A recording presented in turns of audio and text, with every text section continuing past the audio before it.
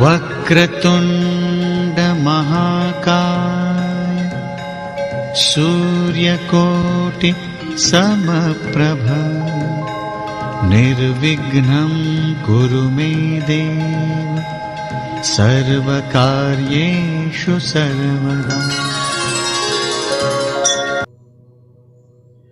जीवन में शांति कहां से आएगी? शांति तो घर में विराजमान होती है, जिसे हम लोग धर्म पत्नी कहते हैं। धर्म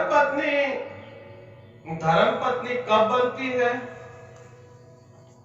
60 साल की उम्र में, 50 साल की उम्र में। लेकिन यही कार्य अगर विवाह के पश्चात भी हो जाए तो यह जीवन स्वर्ग बन जाएगा। लेकिन हमें समझ में 20 साल लग जाते हैं। उस बीच में मनुष्य को ढेरों परेशानियां, बीपी, शुगर, ब्लड प्रेशर, कितनी अनेकों प्रॉब्लम आ जाती हैं जीवन में कि जीवन का आनंद नहीं ले पाते और लड़ने झगड़ने में ही पूरा जीवन व्यतीत कर देते हैं। जो पत्नी आपको 26 साल की अवस्था में बुरी लगती है, लेकिन 50 से 60 के बीच में उससे बड़ा आपका कोई मित्र नहीं होता, तो क्या कारण था इस 25 साल के बीच में? इन 25 सालों में कौन सा जादू हो गया जो आपका जीवन मधुरमय हो गया? कोई जादू, कोई मंत्र, कोई टोना टोटका नहीं हुआ। समय के साथ साथ आप बदलते गए। दुनिया में जितने भी आपके मित्र हैं, एक ना एक दिन जाते जाएंगे, रिश्ते खत्म होते जाएंगे। जीवन में परम मित्र जो है वह है हमारी अर्धांगिनी, जिससे हम जब वृद्ध हो जाते हैं तो हमें प्रेम हो जाता है। कुछ लोगों को जवानी में भी हो जाता है, लेकिन अक्सर 70 से 80% लोगों के घरों में प्रॉब्लम यह है कि पति पत्नी में बनती नहीं है। अगर पत्नी चाहे या पति चाहे तो घर ही स्वर्ग बन सकता है। समांतर विचार, जब तक विचारों में समानता नहीं आएगी और घमंड का त्याग नहीं होगा, तब तक आपका जीवन स्वर्ग बन ही नहीं सकता। आखिर क्या बदल गया आपके जीवन में?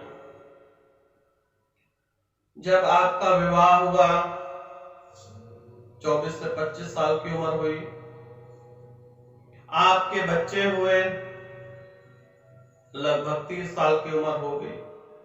30 साल से लेके 50 साल की आयु तक भयंकर युद्ध चलता है, लेकिन यह युद्ध 55 से 60 की आयु तक आते आते बिल्कुल समाप्त हो जाता है। अब यूं कहें कि मजबूरी या प्यार, असल में तो ये प्यार है जो हम 20-25 सालों में समझ पाते हैं। अगर हम इसे समय रहते, समय गंवाए बगैर अगर हम इसमें समानता ले आए तो हमारा जीवन स्वर्ग बन जाएगा।